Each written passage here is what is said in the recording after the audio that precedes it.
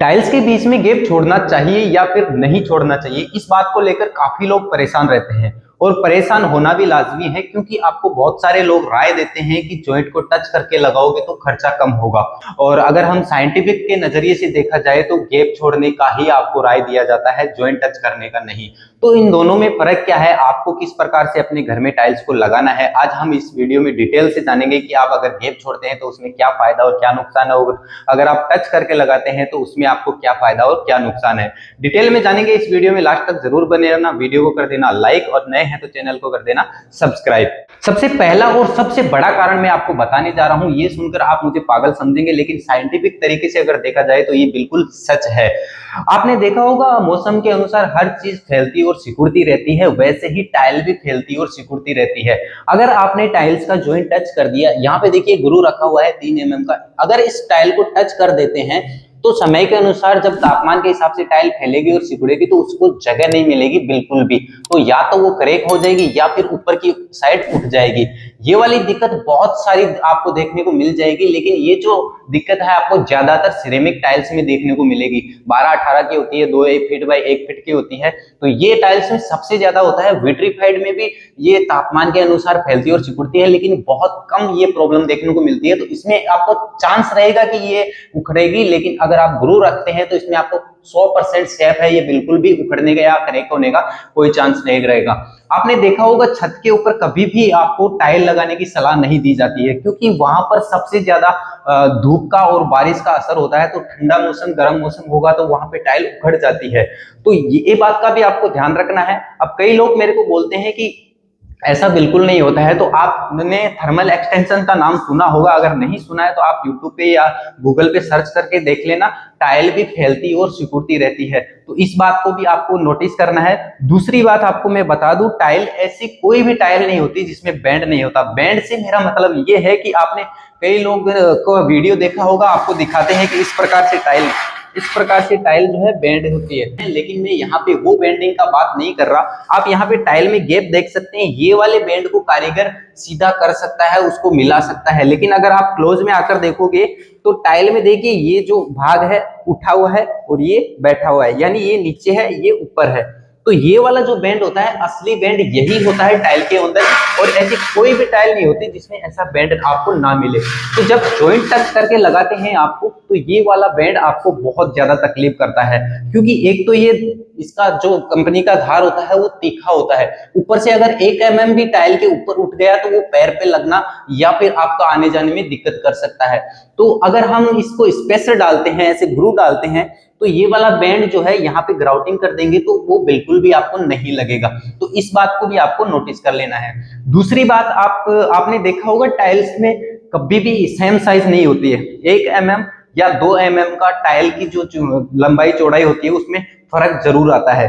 तो अगर आप गैप छोड़ते हैं तो उसमें आपकी जो धार रहेगी वो बिल्कुल करेक्ट एक लाइन में दिखेगी, क्योंकि आपका जो 1 mm या 2 mm का छोटा बड़ा टाइल होगा तो वो स्पेसर में छिप जाएगा, और अगर आप जॉइंट को टच करके लगा देते हैं तो वहां पे क्लियर आपको दिख जाएगा कि टाइल छोटा बड़ा है, तो ये आपको फायदा हो जाता है। जहाँ पे जॉइंट टच करके टाइल लगा दी जाती है वहां पे आपको एक समस्या और देखने को मिलेगी।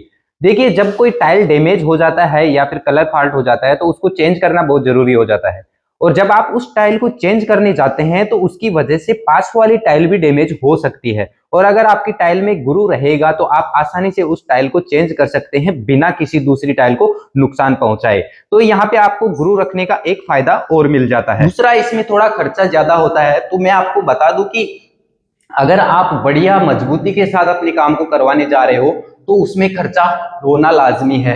आप जो टाइल लेके आ रहे हैं, मान लीजिए मार्केट से आप कोई टाइल लेके आ रहे हैं जो 50 रुपए स्क्वायर फीट में लिया है, तो आप अगर उससे बढ़िया क्वालिटी में लेने जाएंगे तो महंगा तो पड़ने वाला है। अगर आपको सस्ते में चाहिए तो उससे लो क्वालिटी का ही मिलेगा, उससे महंगा नहीं मिलेगा। तो अगर आप इसमें खर्चा मेंटेन कर सकते हैं तो आपका काम मजबूत भी होगा और बढ़िया भी दिखेगा। अब मैं आपको बता देता हूं कि आप कहाँ पे जॉइंट को टच करके लगा सकते हैं बेफिक्र होके, जहाँ पे छोटा एरिया हो, ज्यादा बड़ा एरिया ना हो, और आपको लगे कि मेरे को सिर्फ डिजाइन चाहिए, मुझे मजबूती से कोई मतलब नहीं है। तो वहां पे आप जॉइंट टच करके लगा सकते हैं। और आपने देखा होगा कई घरों के अंदर बड़ी बड़ी टाइल्स को भी जॉइंट टच करके लगा दिया जाता है। तो वहां पे जब टाइल को जॉइंट करके लगाते हैं तो नया जब काम होता है उसमें वो जॉइंट क्लियर नहीं दिखता है। मतलब एक आप देखोगे टाइल का जो डिजाइन होता है वो एकदम प्लेन दिखाई देता है। लेकिन जैसे जैसे आप उस टाइल को पोछा मार के या सफाई करते रहेंगे तो जो टाइल टच होगी, मैं आपको वीडियो दिखा रहा हूँ स्क्रीन पर, अगर टाइल टच होगी तो समय के अनुसार आप उस पर पोछा मारते रहेंगे तो उसका जो जॉइंट रहेगा वो हल्का हल्का काला होने लग जाएगा। और एक टाइम पे जाके आपको ऐसा लगेगा कि ये बहुत ज्यादा काला हो चुका है, तो आपको वो इरिटेट होने लग जाएगा। तो अगर जॉइंट टच करोगे तो उसमें कालापन आ जाएगा और समय के अनुसार वो जो है आपको बहुत ज्यादा हाईलाइट होने लग जाएगा आपकी टाइल की डिजाइन के अलावा। अगर आप अपॉक्सी करवाते हैं या फिर स्पेसर रख के कोई ग्राउट भरवाते हैं तो वो डिजाइन जो पैटर्न रहेगा वो पहले दिन से लेके अंत तक वैसा ही रहेगा। अब इसके बाद में हम बात कर लेते हैं जहां पे पानी का एरिया है, समझ लीजिए किचन का एरिया, धोने का काम करते हैं मतलब बाहर की साइड का, तो वहां पे आप जॉइंट टच करते हैं तो जॉइंट टच करने के बाद वो बिल्कुल वाटरप्रूफ नहीं होता है। अगर उसमें कोई ग्राउटिंग भी कर देते हैं तो कुछ दिन बाद आपने देखा होगा ग्राउटिंग निकल जाता है। वो ग्राउटिंग क्यों निकलता है, जैसे मैंने पहले आपको बताया कि समय के अनुसार, तापमान के अनुसार टाइल फैलती और सिकुड़ती है। तो उसके अनुसार जब टाइल फैलेगी तो वो जो ग्राउटिंग जॉइंट में भरा रहेगा वो उखड़ आता है। आपने देखा वो बहुत सी जगह पे ऐसा हो जाता है, कुछ दिन बाद में ग्राउटिंग निकल आता है। तो वो टाइल के फैलने और सिकुड़ने के अनुसार ग्राउटिंग फ्लेक्सिबल नहीं होता है, इसलिए वो बाहर निकल जाता है। लेकिन अपॉक्सी आप भरवाते हैं स्पेसर रख के तो फ्लेक्सिबल होता है, तो जॉइंट को जगह मिल जाती है टाइल को फैलने की और सिकुड़ने की। तो अगर आप जॉइंट टच कर देते हैं तो उसमें दिक्कत ये होगी कि जो आप टाइल का जॉइंट टच करते हैं तो वो बिल्कुल वाटरप्रूफ नहीं होता, उसमें से हल्का हल्का पानी नीचे जाने लग जाता है और नीचे की साइड जो है दीवारों में सीलन भी आ सकती है। और अगर अपॉक्सी करवाते हैं तो अपॉक्सी एक वाटरप्रूफ होता है, उसमें अगर किसी भी प्रकार का पानी गिराते हैं तो अंदर पानी नहीं जाएगा और ना ही कोई सीलन की दिक्कत आएगी। अब इस वीडियो का निष्कर्ष ये निकलता है कि अगर आपको किसी एरिया में कम जगह में एक बढ़िया डिजाइन बनवाना है जॉइंट टच करके तो वहां पे आप बेफिक्र होके लगा सकते हैं। लेकिन अगर आपको बढ़िया मजबूती के साथ जैसे नया लगा रहे हैं वैसा ही लाइफ टाइम के लिए चाहिए तो मेरा सजेशन यही रहेगा कि आप टाइल्स के बीच में ग्रू रखें। अब कुछ लोग जो शातिर दिमाग के होते हैं वो मेरे को कमेंट करेंगे कि जॉइंट टच करके लगाते हैं तो असली कारीगर होता है, ऐसे ग्रू रख के तो कोई भी लगा देगा।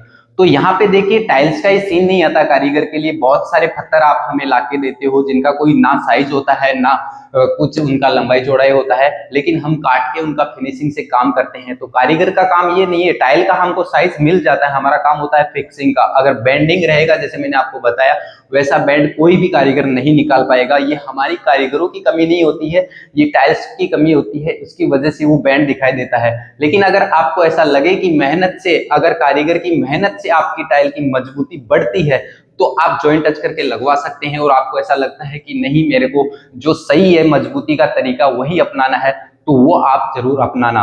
तो मेरा सजेशन यही रहेगा कि ग्रूफ रखवाते हैं तो उसमें आपका ही फायदा है, कारीगरों का नहीं। तो मैंने जो भी इस वीडियो में समझाया है आशा करता हूँ आपको समझ में आ गया होगा। अब आप डिसीजन ले सकते हैं ग्रुप छोड़ना है या नहीं छोड़ना है। अब मिलते हैं अगले वीडियो में, तब तक के लिए टाटा बाय बाय।